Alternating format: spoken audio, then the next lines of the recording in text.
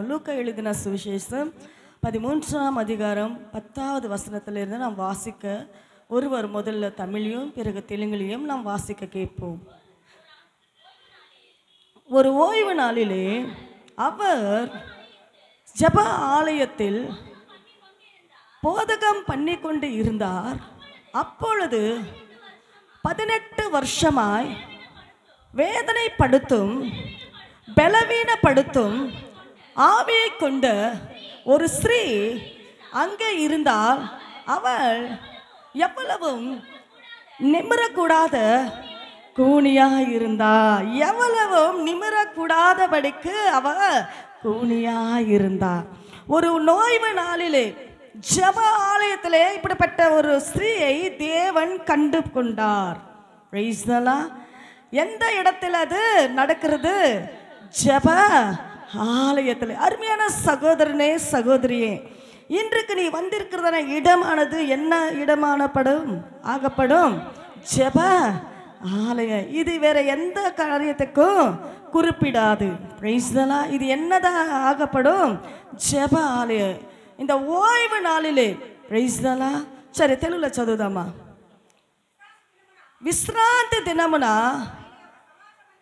ఆయన ఒక సమాజ మందిరములో ప్రైజ్ ది లార్డ్. చూడండి ప్రియా దేవుని బిడ్డలారా, ఈరోజు మనకి ఏం దినము? విశ్రాంతి దినము. లోక పర్యంగా ఉద్యోగాలకు వెళుతున్న వారికి ఇది ఏమనబడుచున్నది? గృహంలో ఉన్నవారైనా వ్యర్థంగా తిరిగేవారైనా ఉదయాన్నే లేస్తే అది విశ్రాంతి దినమైన భయం ఉండదు, భక్తి ఉండదు, ప్రార్థన ఉండదు, విశ్వాసం ఉండదు, దేవుని అసలు కాచుకునేది ఉండదు. ఊరంతా తిరిగి 10, 10:30కి 10 గంటలకు అట్లా వచ్చేవాళ్ళు ఉన్నారు. లేదు ఇంటి పనులు చేసుకొని వచ్చేవారు ఉన్నారు. ఇంటి పనులు అంటే బాధ్యత కలిగి చేసుకునే వరకు అదేం బాగా నష్టమేం లేదండి. ఎందుకంటే మనం ఇంటికి పోయినా మన స్త్రీలకు ఏమైపోతుంది, ఒక పని చేసుకొని పోతే మరలా ఆ పని మనకి ఈజీగా ఉంటుంది. కానీ బ్రదర్స్ లేదు సిస్టర్స్ ఎవరైనా సరే ఆ సమయం వరకు తిరిగి తిరిగి తిరిగి తిరిగి ఆ టైంలో వచ్చి పరుగులెత్తుతూ మందిరంలోకి పడతారు. కానీ విశ్రాంతి దినము అది విశేషించబడిన దినము. నువ్వు దేవుళ్ళ యొద్ద కాచుకోవాలి, నీ గృహంలోనైనా మోకరించాలి. చూడండి, రాత్రి కాలం మంది నిన్నటి దినము నా దేవుని సన్నిధానికి వెళుతున్నా, నేను సిద్ధపడాలా, ఉతక స్నానం చేయబడాలా, నేను పరిశుద్ధపరచబడాలా, నేను వెళితే మందిరం నిండబడాలా, నా వల్ల ఎవరికి ఎలాంటి ఆటంకం రాకూడదు అనుకొని ప్రార్థన చేసిన వారు అందరూ ఈరోజు ఉదయకాలం ప్రార్థన చేశారా? రాత్రికాలం మంది ప్రార్థన చేశారా? కాచుకున్నారా? అలాంటి వాళ్ళని దేవుడు ఆశీర్వదించిన గాక. ఆమేన్. ప్రార్థనకు సమయాన్ని ఇవ్వాలి. లోకపరమైన పనులు చేసే వారికి అందరికీ 6 దినాలు పనులు చేస్తారు. యేసు ప్రభు వారు కూడా ఆదిలో భూమిని ఆకాశాన్ని వెవ్వేరు చేసి సృష్టించిన ప్రతి సృష్టిని 7వ దినమున ఏం చేశాడు? విశ్రాంతి పొందాడు. 7 అనగా పూర్ణాన్ని చూపిస్తున్నది. ఆమేన్. కాబట్టి ఇక్కడ ఏం జరుగుతుందంటే ఒక విశ్రాంతి దినమున ఈరోజు ఎంతమంది అయ్యా ఎక్కడి నుంచి నువ్వు మందిరానికి వస్తున్న విశ్రాంతి దినమంది దేవాలయం లేకంటే నేను టీ అంగట్లో నుంచి వస్తున్నాను, మరి రోడ్డు మీద నుంచి వస్తున్నాను, మరి బస్సు ఎక్కి వస్తున్నాను, మరి అక్కడ పోయి ఇక్కడ పోయి ఆ మనుషులు ఈ మనుషులు చూసి వచ్చినాను మీరు చెప్పచ్చు. కానీ దేవుళ్ళు సిద్ధపాటు పడి సిద్ధము కలిగి మనం దేవుని అసలు కాచుకొని దేవుని మందిరానికి గృహంలో నుంచి సిద్ధపాటుతో వస్తే మెండైన దీవులతో మనం వెళ్ళిపోతున్నాము. హల్లెలూయా. చాలామంది చాలా రకాలుగా వస్తారండి, పనులు చూసుకొని వచ్చేవారు ఉన్నారు.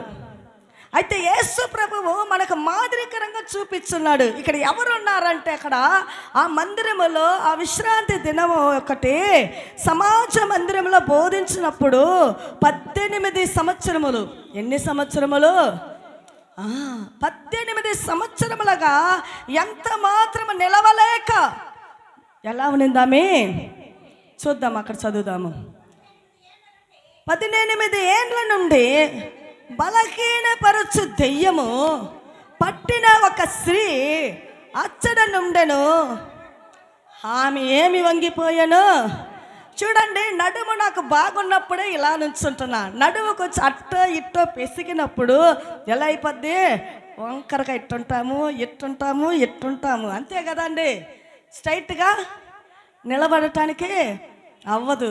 కానీ ఇలా వంగిపోయినామి ఎప్పుడు ఎలా చూసినా ఎలా నడిచినా ఇలా చూసిద్ది తిరిగి చూసిద్ది. కానీ మనలాగా ఇలా చూడలేదు అలా చూడలేదు. పైకి ఆకాశంలో చూడాలన్నా చాలా కష్టం, ఇట్ట చూస్తారు వంగిన వాళ్ళు, అంతేనా? అయితే ఈ స్త్రీ ఎన్నేళ్ళుగా బాధపడింది? 18 ఏండ్లు. ఆమె 18 ఏండ్లు. ఎన్నో వైదికాలకు వెళ్ళుండొచ్చు.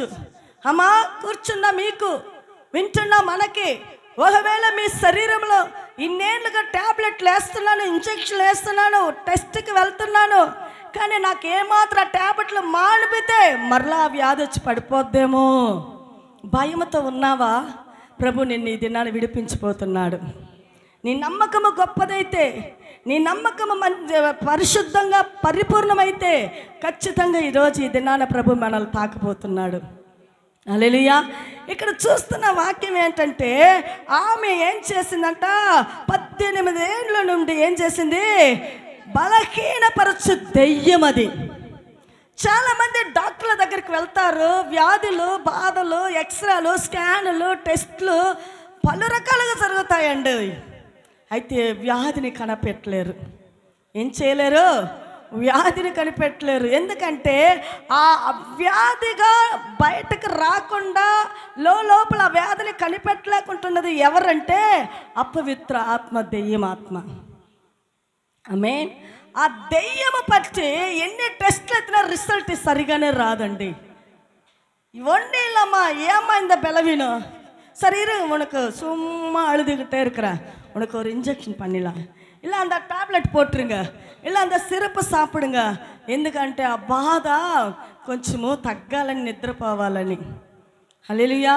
అయినా అన్ని మందులు, అన్ని ఇంజెక్షన్లు, అన్ని ఒక స్లీపింగ్ టాబ్లెట్లు వేసినా నిద్ర అయితే కొంతమందికి రాదు. కానీ 18 ఏళ్ళుగా ఆమె ఏం చేస్తుంది? దెయ్యము పెట్టిన ఆత్మ ఆమె పడిపోయి నడుమిరిగిందో మరి ఎక్కడో ఏదో జరిగిందో కాదు, ఆమెలో కనిపించిన దెయ్యపు ఆత్మ.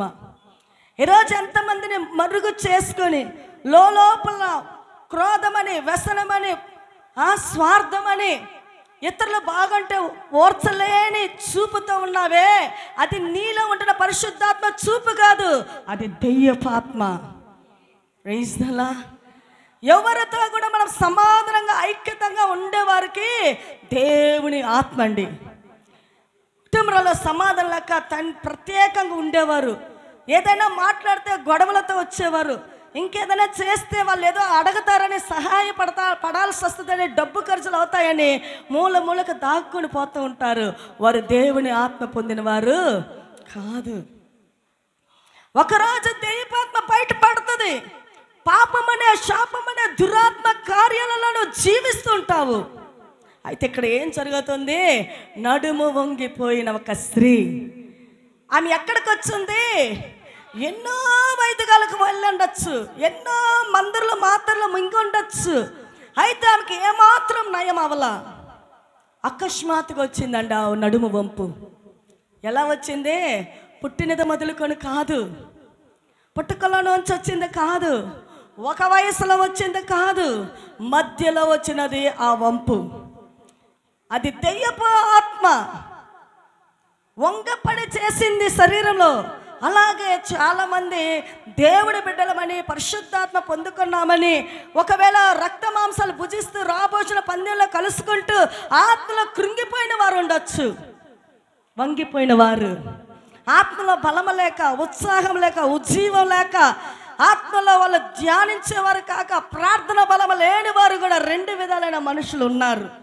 ఒకరు ఎప్పుడు చూసిన పరిశుద్ధాత్మ దేవుడితో సంభాషణ కలిగినట్లు ఇతరులతో మాట్లాడుతూ ఉంటారు. నా పిల్లలతో నేను ఏ రోజు మాట్లాడినా 4 విషయాలు, లోకపు విషయాలు, కుటుంబ విషయాలు, జీవిత విషయాలు మాట్లాడంటే మరొక 2 మాటలు దేవుడి మాటలు బయలుపడుతూనే ఉంటాయి. నా స్నేహితులైనా సరే, నా బంధువులైనా సరే, నా తోబుట్టైనా సరే, నా తల్లిదండ్రులైనా సరే, నాకు తెలిసిన నా విశ్వాస బిడ్డలైనా సరే, అక్కడ రుజువు ఏం పడుతుంది? పరిశుద్ధాత్మ శక్తి. ఎనీ టైం లోకాలను బట్టి, లోక పర్యాల మాటలు, లోక కార్యాలు బట్టి ఆ కుటుంబం ఈ కుటుంబం ఈ కుటుంబం ఆ కుటుంబం అలాగే ఇలాగయ్యారని మాట్లాడే వచ్చే మాటలు ఎలాగొస్తున్నాయి? దేవుని ఆత్మ, దేవుని నడిపింపు నీలో ఉంటే నిన్ను అలా మాట్లాడనియదు. వేయిస్తలా రాత్రి కాలమందు ప్రియులు శాలేం రాజు ఫ్యామిలీ మా ఇంటికి వచ్చారు. సరే, ఏదో భోజనపు కార్యాలు జరిగాయి. పక్కింటి వారి ఇంట్లో అట్టా ఎట్టా కాదండి గొడవలు. ఏంటండి, ముస్లిం. కానీ ప్రతిదినం నేను చూస్తున్న సంవత్సరాలుగా ఏమో ఏమో ఏమో ఏమో ఎనీ టైం నేను సేవకు పోతున్నా చూస్తాను, మన ఆరాధనకి మందిరానికి వస్తున్నా చూస్తాను, ఎవరైనా మా గృహానికి వచ్చి వాళ్ళు పంపించాలన్నా చూస్తాను, లేదా మరి ఏ పని విషయంగా నేను బయటకు వచ్చానంటే ఆ ఇంటి ముందు ఆ కడపకట్ల గుమ్మం దగ్గర ఎట్లా 2, 3, 4 అయినా స్త్రీలైనా పురుషులైనా ఏదో ఒక కథలండి, ఊరు కథలు, పాపాన్ని పని చేసుకుంటూ ఉంటారు. మొన్నటి దినమున అబ్బాయి అమ్మాయి తిరిగి మా గృహానికి వస్తూ ఉన్నారు. ఎక్కడికి బయటికి వెళ్ళి మరి ఇంటికి మా దగ్గర ఉండిపోయింది. మరి బయట నిలబెడితే ఏదోలాగా వాళ్ళు మాట్లాడుకుంటూ అసూయతో చూశారంట. నాకైతే తెలీదు. వీరు చాలా బాధపడి ఒక షై అయ్యి వెంటనే ఫోన్ చేసి మాకు కీ లేదు. మరుసటి దినాన రాత్రి కాలం మంది అదే సమయంలో ఆ ఇంట్లో అలజడులు. దేవుడి బిడ్డలకు విరోధంగా లేచిన ఎవరైనా సరే ఆయన అంటున్నాడు, నిన్ను తాకువాడు నా కంటి పాపని తాకును. వేయిస్తలా ప్రియ దేవుడి బిడ్డలారని ఎందుకు చెప్తున్నానంటే, మన జీవితంలో 2 ఆత్మలు ఉన్నాయి. ప్రతి మానవులకి 2 ఆత్మలు ఇవ్వబడుతుంది. ప్రతి క్రైస్తవులు అనబడిన వారికి, విశ్వాసులు అనబడుతున్న వారికి, దేవుడి బిడ్డలుగా నడిపింపబడుతున్న వారికి 2 ఆత్మలు ఉంటున్నాయి. ఆ 2 ఆత్మలో ఒకటి దెయ్యపు ఆత్మ, ఒకటి పరిశుద్ధాత్మ. పరిశుద్ధ ఆత్మ ఉంటే నీళ్ళు ఏమాత్రం ఈ మాట తీరు కూడా తప్పుగా పలకదు. ఈ చూపు చూస్తున్నది కూడా ఆభాసమైన కార్యాలు, వాల్ పోస్టర్లు, ఎక్కువ పేపర్లు, న్యూస్ పేపర్లు చదువుతూ దాచుకుంటూ ఉంటారే. ఆ న్యూస్ పేపర్లు తిని వీళ్ళేమో లోకాన్ని రక్షిస్తారా, దేశాన్ని తలకిందులు చేస్తారా, లేదు న్యాయాన్ని జరిగిస్తారా, లేదు న్యాయంగా దేశాన్ని పరిపాలన చేస్తారా? వీళ్ళు చూసేదల్లా ఆభాసమైన సీన్లండి. ఏమ్మా, ఈరోజు ఆ న్యూస్ పేపర్లు పోయాయి, మొబైల్లో చూస్తూ ఉన్నారు. ఎంత మరుగైన పాపానికి గురి అయ్యారు. మరుగైన పాపములో వాళ్ళు జీవిస్తూ ఆ తీపి లాంటి పాపపు శాపములో పెనుగులాడుతూ ఉన్నారు అపవాదనే సర్పముతో. ఏమ్మా, అపవాదనే సర్పంలో ఏమాత్రం చిక్కుకున్నావో ఒకరోజు అయ్యనే స్థితి నీకు వచ్చడు. దేవుడు మనల్ని గద్దిస్తూ హెచ్చరిస్తున్నప్పుడు ఆ పాపపు ఊబిలో నుంచి బయటికి రా. పాపపు ఊబి చూడండి, చిగటమన్ను ఉంటుంది, బురద ఉంటుంది, బంకమన్ను ఉంటుంది. అయితే ఊబి ఎలా ఉంటుంది? కాలు పెట్టామంటే మెల్లిగా అది అంతు పట్టదు. అది లోయ, అది గొయ్య లాంటిది. ఆ పాపము నీకు గొయ్య, శాపము నీకు గొయ్య. ఆ పాపము ఊబి లాంటిది. కాలు పెట్టావా, ఏ మానవులు లేవుడంటే నేను లాగి బయటకు వేయటానికి వీలు పడదు. ఈరోజు దేవుడు నిన్ను మాట్లాడి నీతో బయటకు లాగుటకు ఆయన ప్రయాసపడుతున్నాడు. ఇది నా మాటలుగా మీరు ఎత్తుకోవద్దండి, దయచేసి క్షమించండి. పరిశుద్ధాత్మ దేవుడు నీతో మాట్లాడుతూ ఉన్నాడు. నేను దేవుడి బిడ్డని, దేవుడి కొరకు జీవించాలా పైకి నువ్వు అనుకుంటున్నావు, ఆలోచిస్తున్నావు, కానీ నీ లోపల మరుగైన పాపము లోతైన హృదయంలో దాగిపోయి ఉన్నది. ప్రైస్తలా ఆ ఊబిలో కాలు పెట్టావంటే మెల్లిగా ఏం చేస్తుంది? ఆ బురదలేక లాగి నీ ప్రాణాన్నే తీసేసిద్దండి. ఇంక బ్రతుకు లేదు, జీవితం లేదు, జీవితానికి అర్థం లేదు. ఏమైపోయావా అని వెతికినా అడ్డుపట్టలేరు ప్రజలు. చూడండి, 2020 సంవత్సరమున 8వ మాసము 8వ తేదీన రాత్రి కాలమందు, బాగా లిస్ట్ రాసుకోండి, ఈరోజు కూడా ఇంటికి వెళితే ఒక ఈనాడు పేపర్, దినకరన్ పేపరు, లేదు ఏ పేపర్ అయినా తీసి ఆ డేట్ పేపర్ తీసి చూడండి. ఈరోజు కూడా సత్యం ఇది, నిజం ఇది. 10 రోజులుగా, 1 మాసం, 2 మాసాలు, 1 సంవత్సరంగా నేను వేచి ఉండి ప్రార్థన చేశాను. అయ్యా, నీ బిడ్డలకు బాప్తిసం ఇవ్వాలా, ఏ స్థలమైతే మాకు అనుకూలము. మేము అద్దెలో ఉండేవాళ్ళమే, సొంత స్థలం ఉన్నది, కానీ అది అందుబాటు లేదయ్యా. ఈరోజు ట్రైన్ వసతి లేదు, వెళ్ళినా మాకు తొట్టి లేదు, బాప్తిసపు తొట్టి. ఎలాగో మేము నడిచి వెళ్ళినా తీసుకోగలము. అయితే మాకు చుట్టూ ప్రాంతంలో సంఘాలు ఉన్నాయి, మాకు ఒక సంఘంలో ఎవరైనా తొట్టి ఇస్తే పాప క్షమాపణతో బాప్తిసాలు పొందుకోవాలా అని ఆ మందిరపు వారిని పోయి అడిగాము. ఒక్కరిని అడిగితే ఇంకొకరిని, ఇంకొకరిని అడిగితే ఇంకొకరిని అడిగితే ఇంకొకరిని. ఆ మందిరానికి వెళ్ళేవారు కొంచెం మాకు బంధువులే. వెళ్ళాను, అయ్యా కొంచెం ఇవ్వండి. లేదు లేదు, ఆదర్శ సంఘాలకి ఇచ్చేది లేదు అన్నారు. అయ్యా కాదు, ఒక ఆత్మ విలువైనది, ఆ ఆత్మ విలువైన ఆత్మకు బాప్తిసం ఇవ్వబడితే అది నీ కుటుంబానికి ఆశీర్వాదము, అది నీకు మేలు, నీకు దీవెన. నువ్వు సపోర్ట్ చెయ్యి, లేదంటే సమస్యలతో నువ్వు గురి అవుతావు.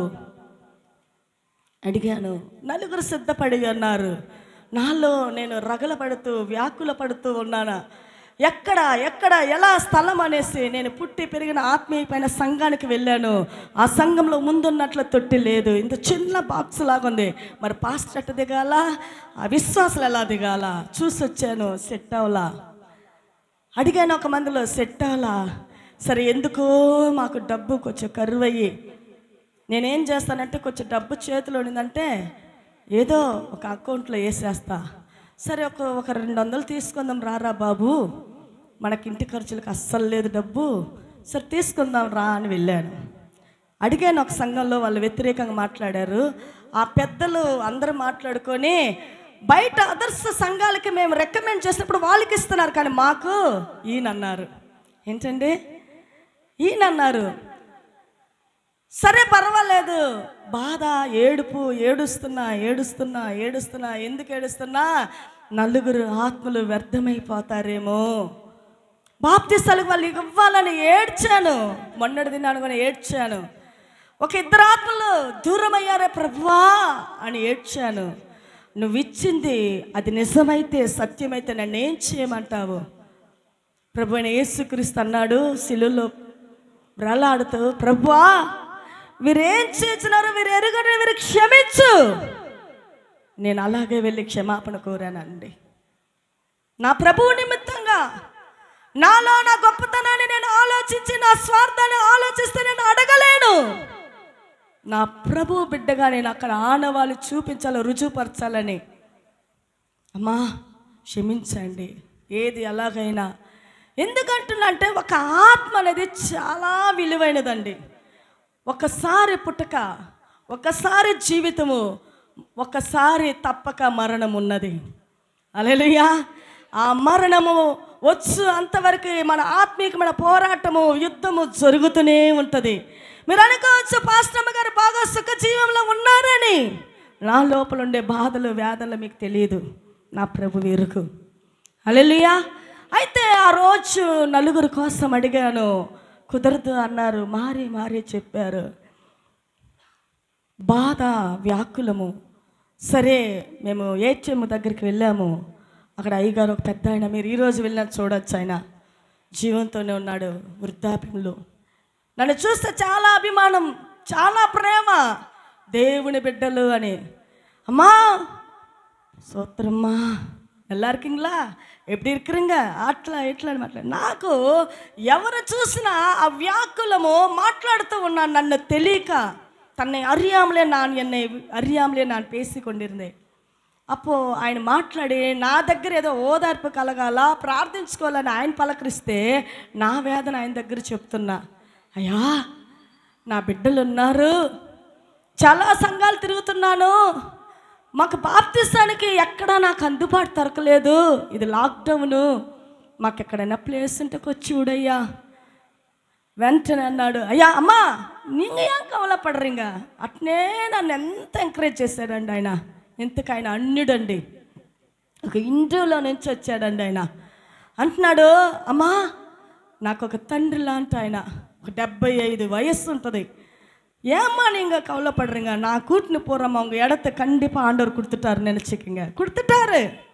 నాకు అక్కే సంతోషము. వెంటనే ఎక్కడయ్యా ఎక్కడ రండి, నన్ను బైక్లో తీసుకుపోతావయ్యా బాబు అన్నాడు. మా బాబు ఉన్నాడు. బాబు తీసుకెళ్ళు, என்னை இறக்கிட்டு அந்த இடத்த காட்டி అమ్మావు కూర్చుని వందరు. వెళ్ళి చూసి పలకరిస్తున్న పాస్టర్ని వాళ్ళని. ఆయన నన్ను చూసి నవ్వుతానే ఉన్నాడు. ఒక పాస్టర్, ఆ పాస్టర్ నవ్వుతూనే ఉంటే ఆ బజార్ అంతా నాకు తెలిసిన బజారే, అక్కడ ఉండే సేవకులందరూ నాకు తెలిసిన వారే. కానీ ఎవరిని పోయి నేను అక్కడ అడగలా, అంత ఆలోచన రాలా. వెంటనే వాళ్ళ అమ్మ వచ్చేసింది. అమ్మ కూపుడురా, நீங்கள் பார்த்தீங்கன்னா தெரிஞ்சிரும் అన్నాడు. ఆ అమ్మగారు అక్కడి నుంచి వస్తుంటే నాకెంతో ఆనందము. అంటే నా చిన్న వయసులో చూసిన తల్లిగారు, హల్లెలూయా, ఒక ఆత్మీయురాలు, బలవంతురాలు, ఒక ప్రార్థన వీరురాలు. ఆమె ప్రార్థన ఈరోజు సంఘాన్ని కట్టిందండి. హల్లెలూయా. ఒక స్త్రీ పునాది వేసిందండి. ఎవరు వేసింది? ఒక స్త్రీ. యేసు ప్రభు మరణించి 3వ దినాన మృత్యుంజయుడు లేస్తానన్నది పురుషులు, యేసయ్య శిశువులు మరచి వెరచి జీవించారు. కానీ స్త్రీలు వెళ్ళి ప్రకటించారు, యేసు ప్రభు లేచాడు. హల్లెలూయా. ఆ స్త్రీ కట్టిందండి. ఆమెను చూడగానే ఆమె నన్ను గుర్తుపట్టలేక అలా చూసింది. నేను అలాగా ఆమె హత్తుకొని బాగా ఏడ్చాను. ఎన్నేళ్ళు? 30 ఏండ్లు ఆమెను చూసి. 30 ఏండ్లకు దేవుడు మరలా ప్రేమలోకి తీసుకెళ్ళి నన్ను హట్ చేసుకొని ఏడ్చి, ఆంటీ అమ్మా எப்படி இருக்கிறீங்க, நான் யார் தெரியுமா, తెలియదు ఏదో ఆయనకు జ్ఞాపకం వరదుమా, పలానా చెప్పాను. చెప్తే చాలా సంతోషించి ముద్దు పెట్టుకొని, నువ్వు నా బిడ్డవి, నువ్వెవరివి, నా బిడ్డవి అని. నేను అడిగిన, బ్రదర్ సహోదరి, నా సహోదరుని, నా చెల్లెలివి, నా అక్కవి, నువ్వు నీకు ఎంతమందికి ఇవ్వాలో, ఎప్పుడు ఇవ్వాలనో, ఇది నీ మందిరము అన్నాడు. ఏమన్నాడు? ఇది నీ సంఘము. హల్లెలూయా. అలాగే మనకు అక్కడ స్థలం ఇచ్చారండి బాప్తిస్తాలకి. యేసయ్య ఎక్కడి నుంచి ఎలా దారిని తీశాడు? ఏటీఎంకి వెళ్ళటం ఏంటి, అక్కడ మాట్లాడటం ఏంటి, ఆయన మనకు దారి చూపించటం ఏంటి. కానీ ఆయన ఏర్పాటు అది. ఆత్మలు వ్యర్థం కాలేదని. ఆ తర్వాత తీసి ఆనందకరంగా సంతోషంగా భోజనాలన్నీ చేసిన తర్వాత చూస్తే మాకు ఆ నైట్కి జరుగుతున్నాయి 4 ప్రాణం. ఊబి గురించి చెప్తున్నా. ఊబి బురద అంటే కావా தண்ணி இருக்கும், சேரு களிமண் இருக்கும், இல்லைனா கூயவன் செய்கிற களிமண்ணும் இருக்கும். எல்லாத்துக்கும் மிஞ்சினது ஒரு சேர் இருக்கும். அந்த சேரில் அடி வச்சோன்னா உள்ளதா கொண்டு போயிடும், உயிருக்கே ஆபத்து. ஆனால் அப்படிப்பட்ட ஆபத்தில் 4 பேர் ఇறந்துட்டாருங்க. రష్యా దేశంలో డాక్టర్కి చదవాలని, డాక్టర్ పట్టం తీసుకొని రావాలంటే చెన్నై పట్టణం నుంచి ఎంతోమంది పోయారు. ఆ పోయిన వాళ్ళలో 4 లాక్డౌన్లలో కొంతమంది వస్తూ చివరికి టైంలో కూడా ఆ చర్చిలో మేము బాప్తిస్కానికి అడిగాం కదా, వారి బిడ్డ ఉన్నాడండి. ఆ 4లో ఒకడు. నన్ను ఎప్పుడు చూసినా చిన్నతనం నుంచి ప్రేమించి పలకరించే బిడ్డ అండి. ఆ బిడ్డ పేరు స్టీఫెన్. అంటే ఎక్కడ చూసినా ప్రేస్లాడంటే, అంటే 10th ఎగ్జామ్ రాస్తానంటే నా కొరకు ప్రార్థన చేయండి, అంటే నేను బయటకు వెళ్తున్నా అంటే నా కొరకు ప్రార్థన చేయండి. చాలా ముద్దుగా పలకరించే బిడ్డండి. తల్లిదండ్రులు చేసే పాపము, తల్లిదండ్రులు చేసే దోషము, తల్లిదండ్రులు చేసే అక్రము, తల్లిదండ్రులు చేసే పాపపు జీవితమైన అక్రమమైన సంబంధాలలో ఉన్నప్పుడు ఆ పాపం అంతా ఎవరికి చేరును? నీ బిడ్డలకి. ఏంటంటే నా కుమారుడు ఇలాగ అయిపోయాడు, చదవనంటున్నాడు, చెప్పిన మాట వింటలేదు, ఎప్పుడు చూసినా అల్లరితో కూడిన ఆటపాటలతో చెడ్డ స్నేహితులను నువ్వు బాధపడుతున్నావా? నువ్వు చేసిన తప్పుకు ప్రతిఫలం అక్కడ. హల్లెలూయా. నీ బిడ్డల కొరకు నీ లోకపు ఆశలు, జీవపు డంబాలు, నీ వయసులో ఉంటున్న ఆశలు నువ్వు సంపుకొని దేవుడి కొరకు ప్రత్యేకమైన పరిశుద్ధమైన జీవితం నువ్వు జీవిస్తున్నప్పుడు నీ బిడ్డల జీవితం సుఖమయము. హల్లెలూయా. 4 పిల్లలండి. చివరి ఫ్లైట్ వస్తుంది ఇండియాకి. ఫోన్ చేస్తున్నాడు కుమారుడు, నాన్నా చెన్నై నుంచి ఇండియా నుంచి వచ్చిన ప్రజలందరూ వెళ్ళిపోయారు, హాస్టల్లో మేము నలుగురే మిగిలిపోయి ఉన్నాము. హాస్టల్ వార్డెన్ ఉన్నారు, ఆ దేశపు వారు ఉన్నారు. కానీ ఇండియా ప్రజలు నలుగురమే. 3 ఫ్లైట్ బుకింగ్ అయిపోయినది. టెస్టులు అయిపోయాయి, మీకు కరోనా లేదు, ఎక్కండి అన్నారు. నేను ఒక్కడిని మిగిలిపోయాను నాన్న, నేను ఒక్కడిని వెళ్ళిపోయాను. నేను వస్తాను నాన్న, నేను ఫ్లైట్ ఎక్కుతాను నాన్న, మిమ్మల్ని చూస్తాను నాన్న. ఈ లాక్డౌన్లో నేను ఒంటరిగా జీవించలేను. ఏడ్చాడు, ప్రలాపించాడు. ఫోన్ మీద ఫోను. తండ్రి ఏం చెప్పాలా? బాబు, చదువు లేకపోతే డబ్బు లేకపోయింది, హోదాలు లేకపోతే పేర్లు ప్రఖ్యాతులు లేకపోతే నువ్వు వచ్చేరా, ఊపిరి పుట్ట చాలు. చెప్పాలా లేదండి? మీరైతే ఏం చెప్తారు? చెప్పండి, మీరైతే ఏం చేస్తారు? రమ్మంటారు కదా. ఈయనకంతా ఏంటంటే 30 లక్షలు సెలవు చేశాను, అవి ఏట్లో పోసినట్టు అయిపోద్ది. ఇంక 2 నెలలు ఉండరా బాబు, 3 నెలలు ఉండరా బాబు, అయిపోద్దిరా, కళ్ళు మూసి తెరచలకు రోజులు పోతాయి, నీ క్లాస్ అయిపోద్ది, లాక్డౌన్ ముగిస్తారని బలవంతంతో పెట్టేశాడు డాడీ. ఉదయకాలన బాప్తిస్మం అయిపోయి నలుగురికి ఈయనన్నారు. 3లో 4గో మనిషి ఈయనన్న వ్యక్తి బిడ్డ, ఆ సంగపు బిడ్డ. ఆ బిడ్డ మరణించి నన్ను పగతో నేను చెప్పాలా? దేవుని తీర్పు ఎవరి మీదకైనా వచ్చును. లోకంలో నువ్వు మంచి వాళ్ళుగా మనం వేషం వేసుకుని లోకంలో చూసే వరకు న్యాయవంతులు కానీ మన హృదయం దేవుడికి ఎలా ఉన్నది? క్రైస్తలా ఒక్క 4 పురుషులతో ఒక స్త్రీ, యవనస్త్రాలు బీచ్కి పోయారంట. ఆ బీచ్ కానీ అట్టా ఇట్టా ఉండే సముద్రం కాదు, ఒకలాంటి స్థలం అంట. అక్కడికి వెళ్ళి మేము ముందుకు వస్తాము, నువ్వు ఇక్కడ ఉండని బట్టలన్నీ విప్పి లోపల డ్రెస్ తోటి వెళ్ళారంట. ఫస్ట్ ఒక్కడ వెళ్ళాడంట, వాడు రాలేదు. ఏంట్రా 10 నిమిషాలు 20 నిమిషాలు అయిందని. రెండో వాడు అన్నాడంట, ఏంట్రా వాడు రాలేదు, నేను వెళ్ళి తీసుకొస్తాను. వీడు వెళ్ళాడంట. వీడు రాలేదంట, 20 నిమిషాలు అయిందంట. మూడో వాడు అన్నాడంట, ఏంట్రా ఇద్దరు వెళ్ళారు, ఇద్దరు రాలేదు, నేనేంటో చూసుకొని వస్తాను, నేను వెళ్తాను. ఈ ఇద్దరు వెళ్ళినా కానీ వీళ్ళు ఆపచ్చు కదండి. ఒక అమ్మాయి, 2 అబ్బాయిలు ఏం చేశారంటే, సరే వెళ్ళిరా అన్నాడంట.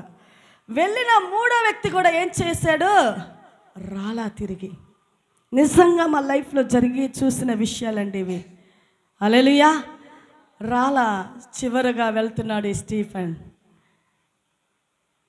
ఫ్రెండ్ దగ్గర చెప్తున్నాడు, ఆ లేడీ అమ్మాయి దగ్గర, ఇక్కడుండు, మన బట్టలని చూసుకో. 3 వెళ్ళారు, మరి ఏమైనా దాంకున్నారా? మనల్ని భయపించాలని నేను వెళ్ళి వాళ్ళు లాక్కొస్తాను. 3 వెళ్ళాడు.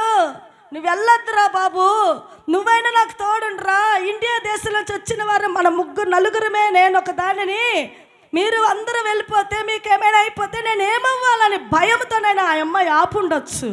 మరి లోపల అక్కడ ఏం జరిగిందో తెలియదు. ఈ అబ్బాయి వెళ్ళాడు, రాలా. హల్లెలూయా.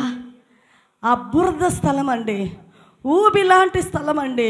ఒకరితో ఒకరు రెండవుతుంది, మూడవుతుంది, ప్రలాపిస్తుంది, ఏడుస్తుంది, పేర్లు పెట్టి పిలుస్తుంది. ఏ ఒక్కరు బయటికి రాలేకపోయారు.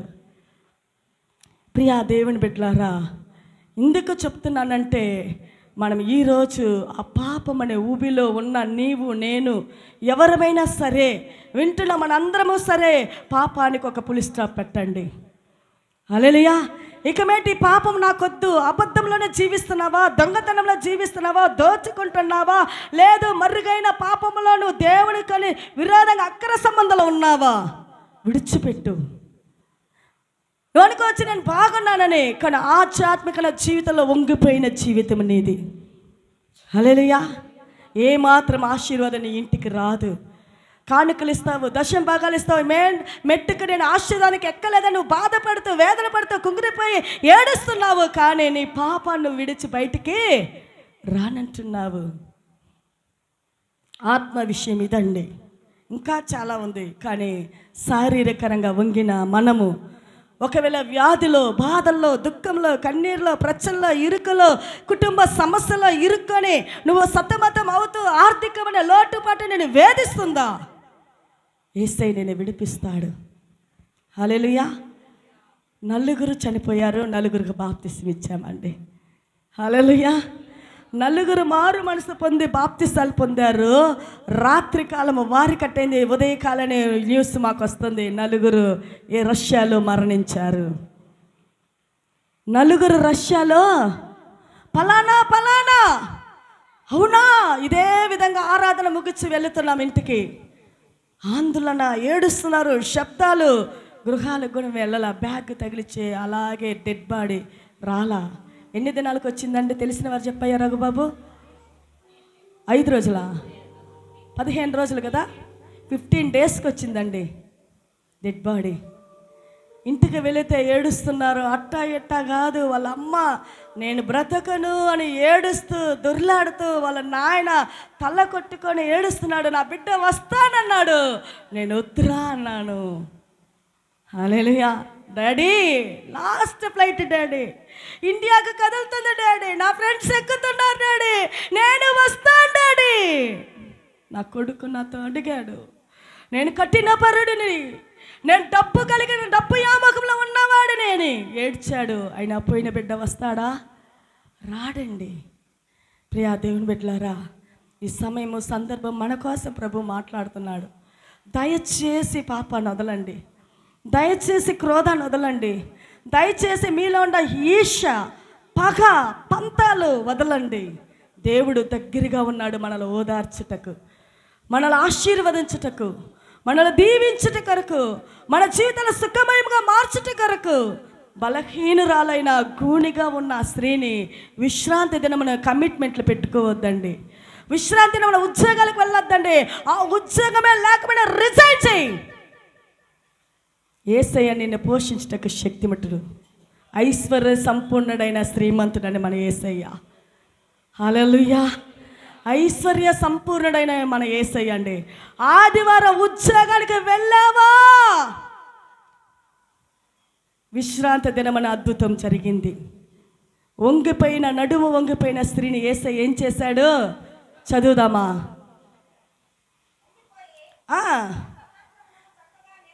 ఎంత మాత్రము చక్కగా నిలవలేక యేసు ఆమెను చూచి రమ్మని పిలిచి, అమ్మా నీ బలహీనత నుండి విడుదల పొంది ఉన్నావని ఆమెతో చెప్పాను. హల్లెలూయా. ఏ రోజు ఆమె స్వస్థత పొందింది? విశ్రాంతి దినము. విశ్రాంతి దినము నీవు దేవుని మందిరానికి రావాలి. ఒక్క సంఘంలో కట్టబడతాము, మరొక సంఘానికి వెళ్ళకూడదు. వాళ్ళకి అందుబాటు లేకపోతే వస్తే అది వేరే విషయము. వివాహాలకి, ఫంక్షన్లకి, మ్యూజిక్లకి వెళ్ళనేకూడదు, యేసయ్య కొడతాడు. హల్లెలూయా. నీకని ఇచ్చిన సంఘంలో నువ్వు వాడబడాలా. Praise the lord. అయితే ఇక్కడ ఏం జరుగుతుంది? యేసు ఆమెను చూసి అమ్మా అని పిలిచి, నీ బలహీనత నుండి విడుదల పొందుతీ అని ఆమెతో చెప్పాను. యేసయ్య చెప్తున్నాడు, అయ్యా నా కుమారుడా, నీకుంటున్న కిడ్నీ ప్రాబ్లమా, హార్ట్ ప్రాబ్లమా, నరాల వీక్నెస్సా, లేదు ఏ బలహీనతతో ఉన్నావో నీకు అది విడిచిపోతుంది అని దేవుడు చెప్పాడు. ఆమె మీద చేతులు ఉంచగానే ఆమె చక్కగా నిలవబడి దేవుని అలా చెప్పి ఆమె మీద చేతులు పెట్టాడు ప్రభు. హల్లెలూయా.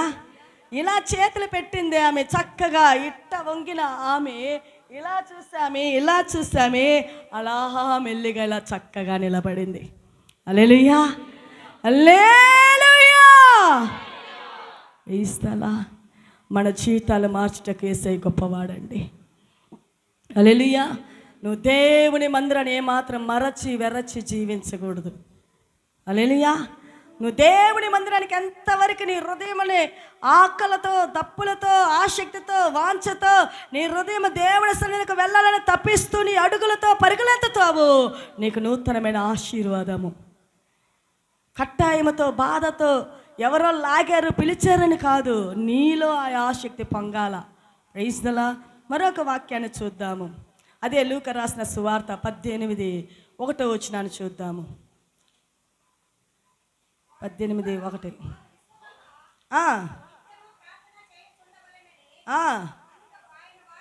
Praise the lord. వారు విసుకక నిత్యము ప్రార్థన చేయుచుండవలెనని.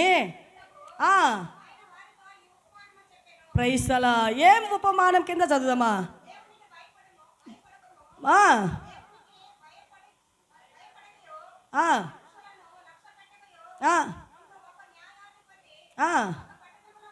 Praise the lord. ఎవరికి భయపడ్డాడంట? దేవుడికి భయపడడు, మనుషులని లక్ష్య పెట్టడు. తమిళ వాసిప్పమా అదే లూకా எழுதின சுவிசேஷம் 18ஆம் அதிகாரம் 1வது வசனம்.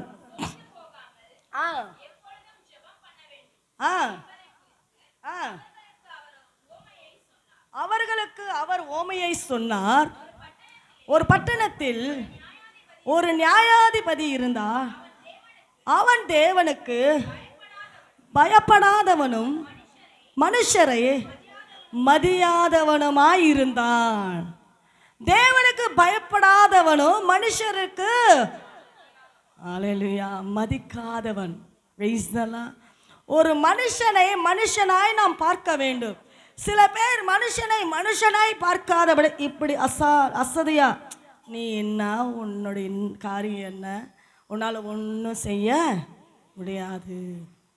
చాలా మంది మానవులమైన మానవత్వానికి ఒక విలువ ఉంది, అది ఇవ్వరండి. హల్లెలూయా. అందుకే ఇక్కడ చూస్తున్న విషయం ఏంటంటే, యేసయ్య ఒక విషయాన్ని మనకు ఉపమాన రీతిగా చెప్తున్నాడు. వారు విసకగా నిత్యము ప్రార్థన చేయుచుండవలెన అనుటకు ఆయన వారితో ఈ ఉపమానము చెప్పెను. దేవునికి భయపడకయు మనుషులను లక్ష్య పెట్టకయు ఒక న్యాయాధిపతి ఒకడు పట్టణములో ఉండెను. చూడండి, దేవునికి భయపడడంట, మనుషుల్ని గౌరవించడంట, ఏమాత్రం విలువీడంట. అతనికి పేరు ఒక న్యాయాధిపతి. ఇది మనుషులు ఇచ్చిన పేరు. హల్లెలూయా. దేవుడు అంటే భయం లేని వ్యక్తి. ఈ వ్యక్తి పేరు కింద వస్తుంది, ఆయన పేరు చూద్దాం. ఆ పట్టణములో ఒక విధవరాలు ఉండెను.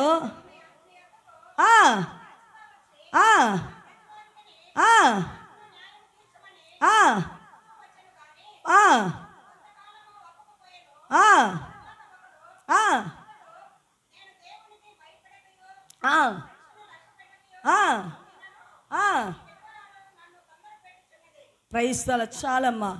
ఒక విధవరాలు వచ్చి ఏదో ఒక వాళ్ళ గృహంలో ఏదో మంచి శుభకార్యం పెట్టుకొని ఉంది. కానీ ఇతను ఏం చేయగలిగాడు? డబ్బున్న మనిషి. ఆ డబ్బున్న మనిషి దగ్గర వచ్చి ప్రతిరోజు అడుగుతుంది, అయ్యా నాకు అంత సహాయపడు. ఎంత?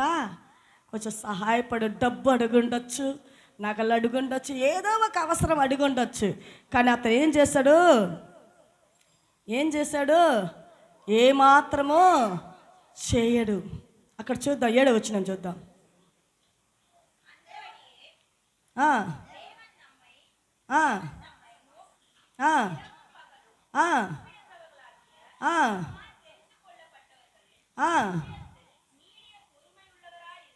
நீடிய பொறுமையுள்ளவராயிருந்து.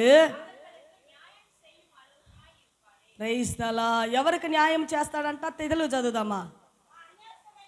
ఆ అన్యాయస్తుడైన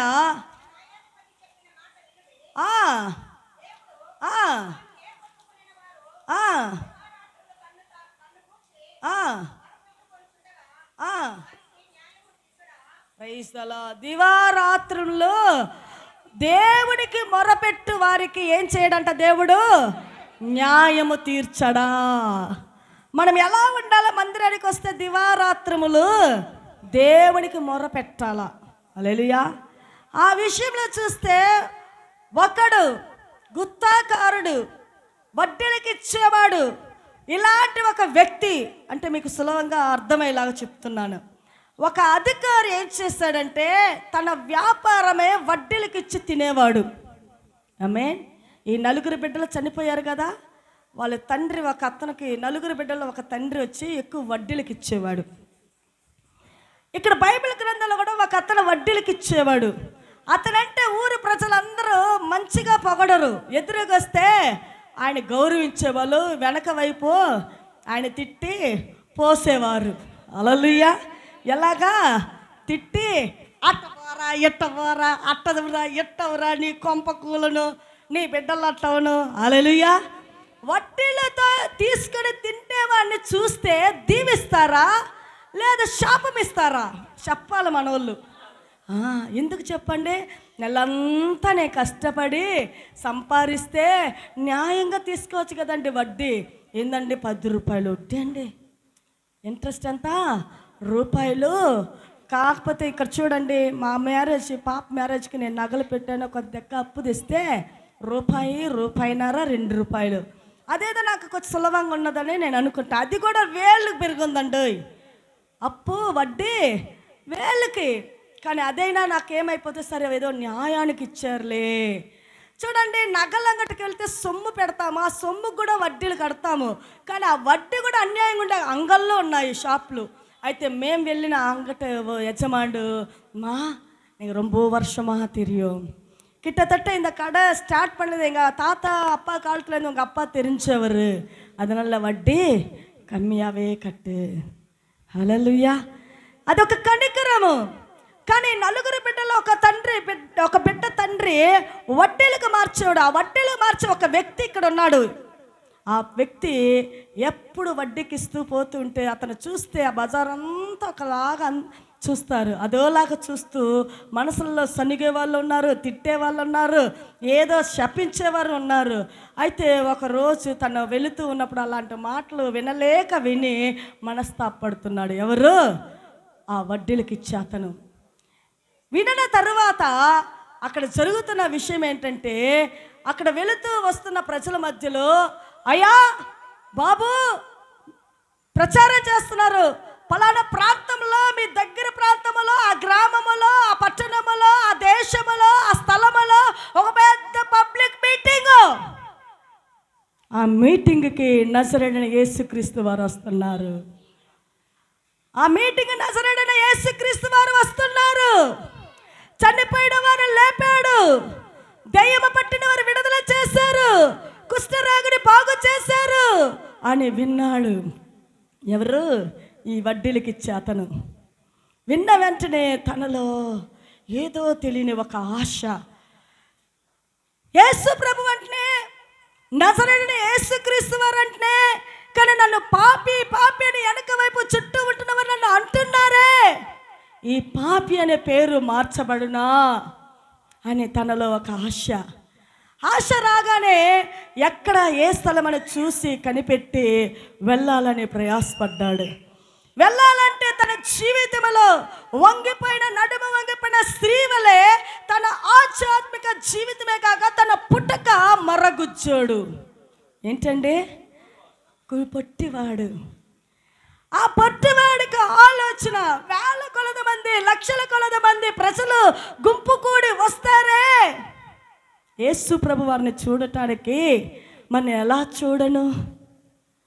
నన్ను నెట్టివేసి త్రొక్కివేసి చనిపోతాడేమో అనే భయము తనలో.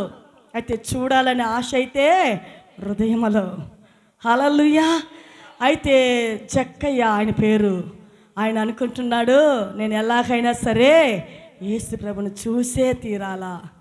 నా శాపము, నా పాపము, నా దోషము, నా ఒక చేసిన ప్రతి చెమటోర్చి కార్చిన ఒక్కొక్క సంపాదన తినిన నన్ను అన్నవారిని యేసయ్యా అవన్నీ నాకు తాకక నేను మారు మనసులోకి రావాలా, నేను మారాలా, నేను పాపం నుంచి బయటకు రావాలి, నేను దేవుడి బిడ్డగా మారాలి అనే ఆసక్తి గుండె నిండుగా ఉన్నదండి. ఎవరికి? జక్కయ్యకి. ఒక ఆలోచించాడు, నేను వెళ్తాను అని. అక్కడ వెళ్ళి చూడగానే ఒక మేడు చెట్టు నిందండి. మేడు చెట్టు ఉండగానే ఆ మేడు చెట్టుని నేను ఎక్కి ప్రభువుని చూస్తాను. పొట్టివాడిని నేను, యేసు ప్రభుని చూడాలని ఎంత గుంపు కూడున్నారు. ఈ జన సమూహములో, ఈ జనకూటములో లక్షల కొలది మంది ప్రజలని నేను ఎలా నెట్టుకొని ఆయన దగ్గరికి వెళ్ళగలను? చాలాసార్లు మీటింగ్లకు వెళ్తాం మేము, అయ్యగారు నేను పిల్లలను తీసుకొని. ఏసన్న గారు చెన్నై పట్టణానికి వస్తున్నారంటే ఒక్క మీటింగ్ మిస్ చేయమండి. అది ఎంత దూరమైనా, అది బస్సు పట్టుకొనైనా, నడిచి కాలు నడకతోనైనాను. అప్పుడు మాకు బైకులు లేవు, చేతి నిండా డబ్బు లేదు. 10 రూపాయలు ఉండటము చాలా చాలా చాలా చాలా కష్టము. ఆ 10 రూపాయలు మా చేతిలో ఉండటము, 10 రూపాయలు ఉన్నదంటే 1000 రూపాయలతో సామెత. వెళ్తాము, నడిచి వెళ్తాము, టీ తాగమండి, సింగిల్ టీ. ఏంటండి సింగిల్ టీ తాగము? ఎందుకు తెలుసా? మేము అక్కడ కానుక వెయ్యాలా. మేము టీ తాగితే ఆ కానుక ప్రభుకి వేయలేము. వేయిస్తేలా తీర్మానం, త్యాగము, మనసులో బాధ. నేను యేసయ్య ప్రసంగాన్ని వినాలి. అప్పుడు పాడాడండి ఈ పాట, సుగుణాల సంపన్నుడు అన్నప్పుడు ఆ స్థలమంతా దేవుని మహిమతో నిండిందండి. జార్జిపల్లి అనే స్థలములో, పచ్చయ్యప్ప కాలేజీ స్థలములో ఎక్కడ మీటింగ్ అంటే ఓసన్న మినిస్ట్రీ వాళ్ళు వస్తున్నారంటే ఒక్కరోజు కూడా ఆగమండి. రైస్తలా ఈరోజు మీటింగ్లు అంటే అలాంటివి కాదు. వేషాలు చూపించే మీటింగ్లు, డ్యాన్సులు, షికార్లు, ఆ సినిమాలకి, లోకానికి, పరిశుద్ధులకి ఆ వ్యత్యాసం లేని ఆభరణాలు వేసుకొని చేస్తున్నారు. ఒక కాలంలో మేము వెళ్ళినప్పుడు తెల్లని వస్త్రాలండి. ఆ టీము బలిపీఠం కాడ నుంచుంటే స్టేజ్ పైన ఒక దేవదూతలే వచ్చి దిగినట్టు. ఆ దక్క అక్కడి నుంచి మేము చూసామంటే వాళ్ళు నిలుచున్న వారందరూ, వాసేవారి కాడ నుంచి మైక్ సిస్టమ్ పెట్టేంత వరకు, ప్రసంగించే సేవకుడి వరకు తెల్లని వస్త్రాలండి. రైసలా వెళ్ళేవారిమి. ఎట్ట వెళతాం తెలుసా అండి? 6 గంటలకు ప్రారంభిస్తారంటే మేము 4:30కి అక్కడ మేము ఆ ఇసుకలో శుభ్రం చేసుకొని మా స్థలాన్ని, ప్లేస్ని బుక్ చేసుకుంటాము. ఏం చేసుకుంటాము? బుక్ చేసుకుంటాము. చలికాలంలో కొని పెడతారు. పిల్లలకి క్యాప్ కొనటానికి డబ్బు లేక, ఇది కొనటానికి డబ్బు లేక మా ఖర్చులు కట్టేవాళ్ళమండి. కూర్చోటానికి స్థలానికి ఇప్పుడుండే డబ్బులు బట్టి ఏదో విధాలు కొంటారు. మేము అలా కొన్ని బెడ్షీట్ తీసుకొని బెడ్షీట్ పరుచుకొని కూర్చునే వాళ్ళని. హల్లెలూయా. ప్రభు పైన దాహం, అది వాంఛది, ఆసక్తి, పరుగులెత్తే వాళ్ళమే. చివరి గడియ వరకు మీటింగ్ అయ్యి చివరి సమయం వరకు ఉండి, గుంపంతా పోయేదాకా ఉండి ప్రార్థన చేయించుకొని వచ్చేవారిమి. హల్లెలూయా. ఎందుకు చెప్తున్నంటే, జక్కయ్య నేను చూడలేనని అలాగ నిర్లక్ష్యం చేసి నేను వెళ్ళి ప్రార్థన చేసుకుని అయిపోతుందిలే నా పాపం అనుకోలా, ప్రయాసపడ్డాడు. ఏం చేశాడు? ప్రయాసపడ్డాడు. ఎంత గుంపైనా ఉన్నాయి, నేను మేడు చెట్టు ఎక్కుతాను. నేను మేడు చెట్టు ఎక్కిన తర్వాత యేసయ్య ప్రసంగాన్ని వింటాను, యేసు ప్రభువుని దర్శిస్తాడు, యేసు ప్రభువు నా హృదయాన్ని చూస్తాడు, యేసు ప్రభువు నా పాపాన్ని క్షమిస్తాడు, యేసు ప్రభువు నన్ను దీవిస్తాడు. ప్రైస్తలా. అలాంటి నిరీక్షణ కలిగి వచ్చాడండి జక్కయ్య. యేసయ్య చూశాడు, జన సమూహాన్ని చూశాడు, గుంపులు కూడి ఉన్నారు, లక్షల కొలది మంది ఉన్నారు. అందరూ చూసి పేర్లు పెట్టి పిలవలా, కానీ జక్కయ్యని పిలుస్తున్నాడు. జక్కయ్యని చూసి ఇలా చూశాడు పైకి, జక్కయ్య త్వరగా దిగిరా. యేసు ఆ చోటికి వచ్చినప్పుడు కళ్ళెత్తి చూసి, జక్కయ్య త్వరగా దిగుము. ప్రైస్తలా. నేడు నేను నీ ఇంట ఉండవలసి ఉన్నది. హల్లెలూయా. నేడు నేను నీ ఇంట ఉండవలసి ఉన్నది. ఎందుకంటే నీ హృదయము నా దగ్గరగా ఉన్నది. ఎందుకంటే నీ పాపాలన్నీ ఒప్పుకున్నావు. జక్కయ్య పాపం ఒప్పుకున్నాడు. కూర్చున్న ప్రియా సహోదరి, సహోదరుడా, నీ పాపాన్ని ఒప్పుకుంటే దేవుడు నీకు సమీపముగా వచ్చి నీ అక్కర్లు తీరుస్తాడు. నీ బిడ్డల జీవితాలు మారుతాయి, నీ సమస్యలు మారుతాయి, నీ కుటుంబం ఆశీర్వాదంగా ఉంటుంది. నీకేదైనా కావాలని కోరుతున్నది జరుగులాగా ప్రభు చేస్తాడు. జక్కయ్యగానే ఎలా ప్రభు పిలిచాడు అలాగ నిన్ను పిలవాలంటే నీ పాపాన్ని ఒప్పుకోవాలా. కళ్ళు మూసుకుందామా? హల్లెలూయా. మన పాపాన్ని ఒప్పుకుందామా? యేసయ్యా, ఇన్ని దినాలు మరుగుగా ఎవరికి చెప్పలేక నేను ఉన్నాను. ఈరోజు తేటగా నాతో మాట్లాడావు. నేను నీ బిడ్డగా మారాలా? నువ్వు అనుకోవచ్చు నేనేమంత పాపిని కాదే అని. ఆహా, కాదు.